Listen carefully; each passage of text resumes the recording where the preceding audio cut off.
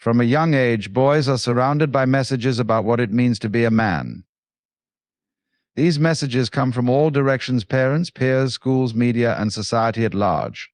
Strength, toughness, and self-reliance are elevated as virtues, while vulnerability and emotional expression are often dismissed or outright discouraged. A narrative is woven that equates masculinity with power and dominance, subtly implying that to be anything less is to fall short. This conditioning isn't always explicit; it seeps into the smallest interactions. A boy who cries is told to man up. A teenager struggling with doubts is encouraged to keep pushing. Over time, these moments accumulate, reinforcing the belief that a man's worth is measured by his ability to endure, to compete, and to prevail. As they grow, men find themselves striving to fulfill these expectations, often without questioning their origins. They adopt roles that align with this script, feeling compelled to take charge, suppress their fears, and project an image of invulnerability. The world becomes a proving ground, and life's challenges are framed as battles to be won. Yet this conditioning comes at a cost. The demand for constant strength and control can lead to isolation, as the fear of appearing weak or unworthy prevents genuine connection. The script becomes a cage, narrowing the possibilities of how a man can express himself or engage with the world. In striving to meet these ideals, many men lose touch with their authentic selves, caught in a cycle of proving rather than simply being. From the moment the idea of life as a battle is introduced, it's rarely questioned. The narrative is so deeply embedded in cultural and personal identities that it feels natural, almost inevitable. Men accept the idea that they must constantly strive, compete, and conquer without pausing to examine the origins or validity of this belief. The questions that could unravel the foundation of this mindset: what is this war about? Who decided it exists? And why must it be fought? Are rarely asked. Instead, the focus remains on preparation for the next challenge, the next goal, the next victory. This relentless forward march leaves little room for reflection, and so the assumptions go unchallenged. These unquestioned beliefs shape the way men view themselves and the world around them. They see obstacles as enemies to defeat, achievements as milestones to conquer, and life as a series of battles to endure. The possibility that life might not need to be a war, that it could be something else entirely, is obscured by the weight of these inherited assumptions. Without questioning, the narrative perpetuates itself.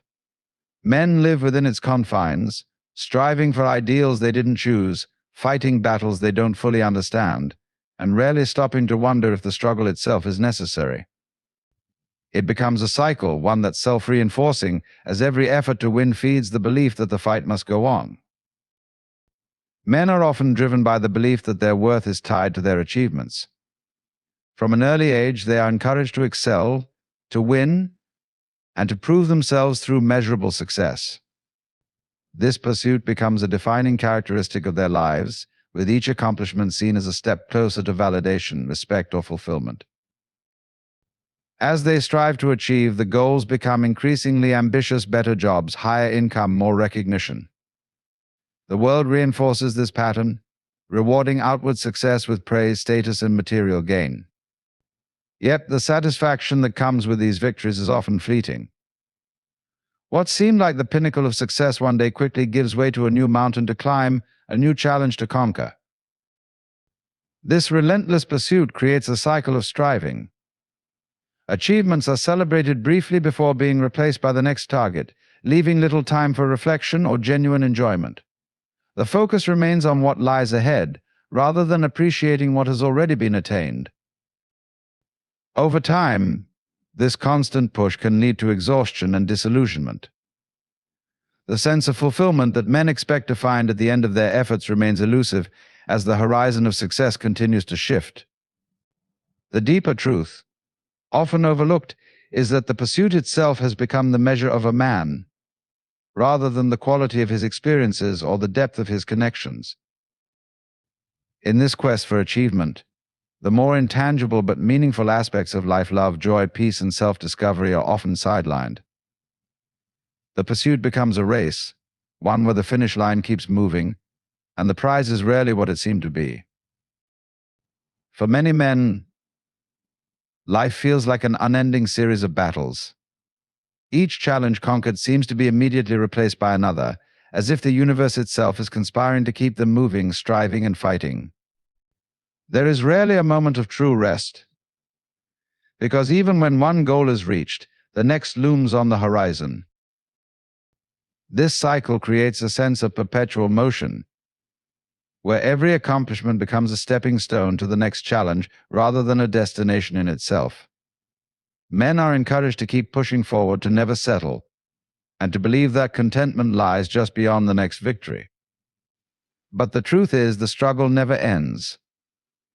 The mountain peak they climb reveals another just beyond, and the pursuit stretches endlessly ahead.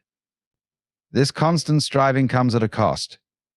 It fosters a mindset where nothing is ever enough, where satisfaction is perpetually delayed, and peace is seen as something to be earned rather than experienced in the present moment. The pressure to always do more, achieve more, and prove more becomes a heavy burden, one that men carry without realizing how deeply it weighs on them. Even as they grow weary, the narrative of struggle persists, whispering that to stop would be a failure, to rest would be weakness. The battle becomes internal as much as external, with men questioning their own value if they aren't actively striving. They become trapped in a loop, fighting not just challenges, but the fear of what it might mean to let go of the fight altogether. This endless struggle creates a life defined by tension and effort, where the fleeting moments of joy and peace are overshadowed by the constant drive to push forward. The idea that there could be another way, a life not dictated by battles, remains obscured by the relentless march of the struggle itself. At the heart of the battle many men face lies a deep internal conflict, one that goes largely unacknowledged. While they are out in the world, fighting external challenges, there's another war raging quietly within them. It's a struggle against themselves, against fears, insecurities, and doubts that persist even when the external victories are claimed.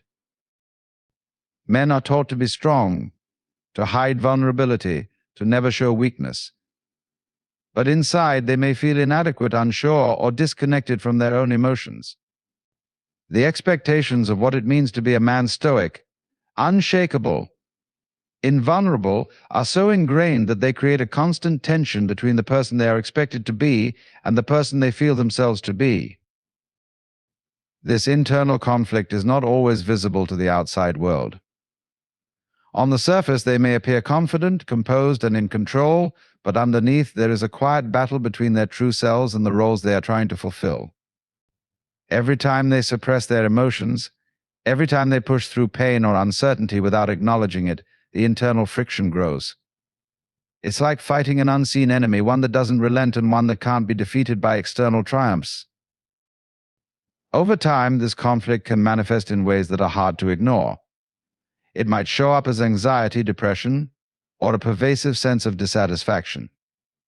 It can create a sense of emptiness, as if no matter how many battles are won or goals achieved, something essential is still missing. The fear of not being enough, of failing to live up to the impossible standards set by society or themselves, feeds the internal turmoil. And so they continue to fight not just against the world, but against the parts of themselves they've been taught to reject.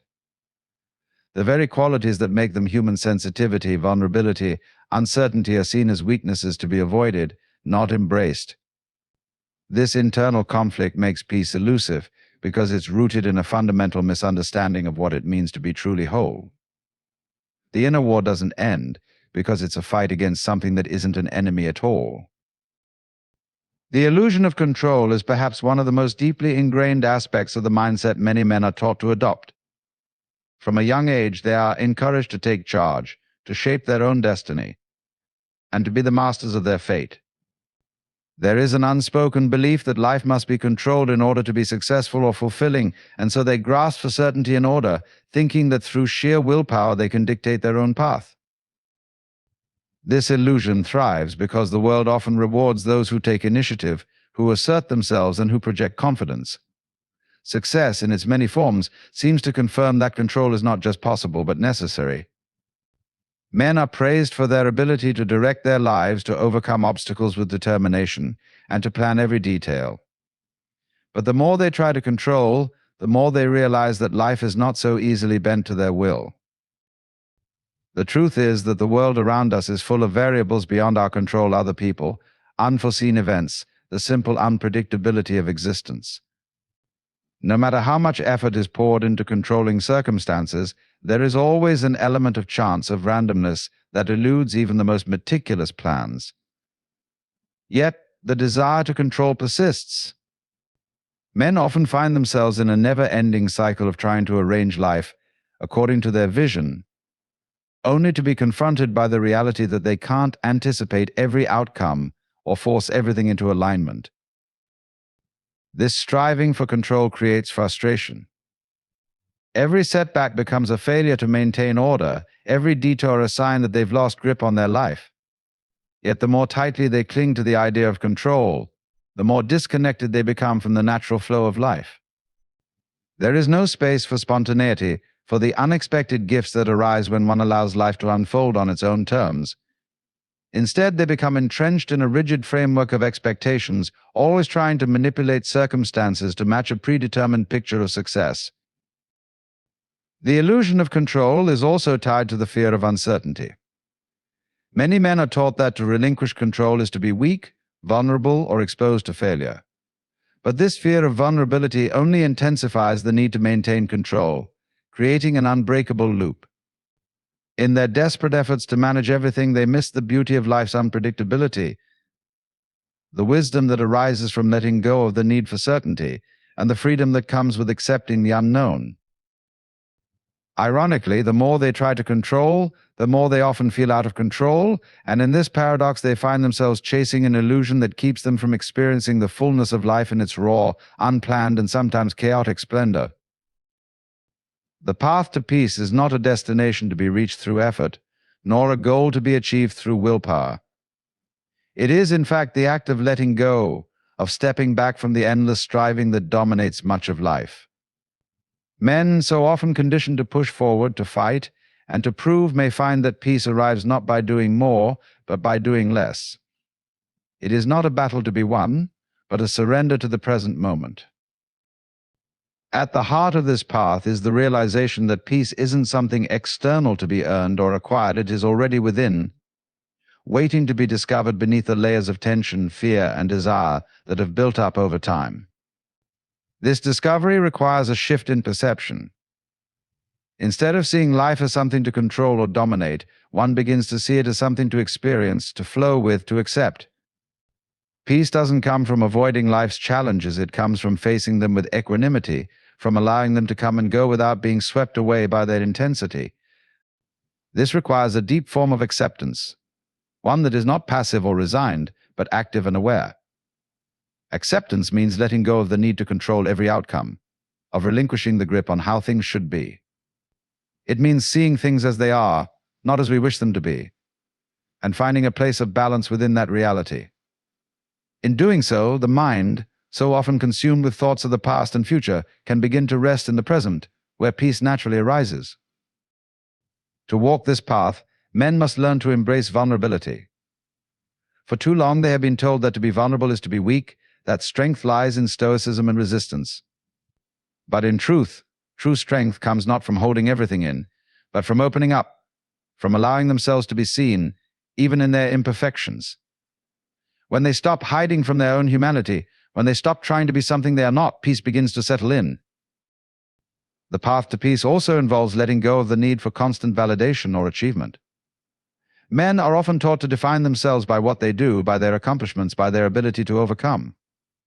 But there is a deeper truth that their worth is not tied to any of these external markers. They are already enough simply by being. By accepting this, they free themselves from the endless chase for approval or success, and they find a peace that is grounded in self-acceptance, not external recognition. In this way, peace becomes a way of being, not a state to be attained. It arises naturally when the striving stops, when the constant movement of the mind quiets, and when the heart opens to the present moment. It's not about escaping from life or withdrawing from its challenges. It's about engaging with life fully, but without attachment, without resistance. Ultimately, the path to peace is not a straight line. It is a winding journey, one that asks for patience, for self-compassion, and for the courage to face life as it is, without the need to shape it into something else. It is the art of letting go of control, of expectation, of the endless chase, and allowing the simplicity of life to unfold as it will. Only then can true peace be found. Belonging and freedom are often seen as opposing forces, as if one must choose between the comfort of being accepted and the liberating feeling of independence. Yet, in reality, they are deeply intertwined, two sides of the same coin. To truly belong is to recognize that you are a part of something greater than yourself, not because you are fulfilling some prescribed role or expectation, but because you exist as you are without the need to prove or perform. And this sense of belonging creates the foundation for true freedom. Many men are taught to believe that belonging comes at a cost, that in order to be accepted, they must conform, be what others expect them to be, or suppress parts of themselves. They may feel they must earn their place, prove their worthiness, and maintain an image that fits into societal or familial standards. This creates an underlying tension, as the very act of seeking belonging often requires sacrificing authenticity. The freedom to be oneself seems to vanish in the process, as they become trapped in roles and masks that no longer reflect who they truly are. Yet belonging is not about fitting into a mold, it's about the recognition that you are already part of the world, already connected to everything around you. This realization allows for freedom, not the freedom to act recklessly or without consideration, but the freedom that comes from knowing you are enough just as you are. When you truly belong, you do not have to force yourself into predefined categories. You are free to explore, to express, and to evolve in ways that honor your true nature. The need for approval fades because you realize that belonging is not about meeting someone else's expectations, but about accepting yourself and your place in the vast, intricate web of life. True belonging is a kind of liberation. It's the release from the constant pressure to fit in, to perform, and to achieve. It is the awareness that you have a space in the world, not because you've earned it through external achievements, but because you exist in harmony with the flow of life itself. In this sense, belonging frees you from the anxiety of being other or apart from the world. It gives you the confidence to express yourself fully, knowing that your unique presence is both accepted and needed. Freedom, then, doesn't come from isolation or rebellion against the world, but from a deep internal recognition that you are part of it. The illusion of separateness falls away, and you begin to understand that your individual freedom is intricately connected to the freedom of others. When you belong in this way, you are free to be who you are without fear of rejection, because your worth is inherent in your existence. The paradox is that when you accept that you already belong, you no longer feel the need to fight for your place, to prove your significance. The struggle for acceptance dissipates, and in its place comes a sense of peace and ease. This doesn't mean you abandon ambition or stop pursuing growth, but it means that your journey is no longer motivated by the need for validation. You are free to pursue life's adventures, knowing that your place in the world is not contingent on meeting any external standard. In this way, belonging becomes the foundation for true freedom. You are free to be yourself, to make mistakes, to succeed, to fail, and to grow, all while knowing that you are accepted and valued not because of what you do, but because of who you are. When you find this inner sense of belonging, it grants you the freedom to explore life without fear, to live fully, and to be at peace with yourself and the world around you. In the end, life doesn't need to be a battlefield. The constant striving, the internal conflicts, and the illusion of control are not the paths to fulfillment or peace. True freedom comes not from winning or proving oneself, but from letting go of the need to fight, from accepting life as it is, and from recognizing that we already belong in this world, just as we are. The pursuit of achievement may bring temporary satisfaction, but it is only through embracing vulnerability, letting go of expectations, and allowing ourselves to be fully present that we can find lasting peace. When men stop seeing life as a war to be won, they open themselves up to the possibility of living with authenticity, connection, and true freedom. In that space, they discover that the battles were never necessary, and the peace they sought was within them all along.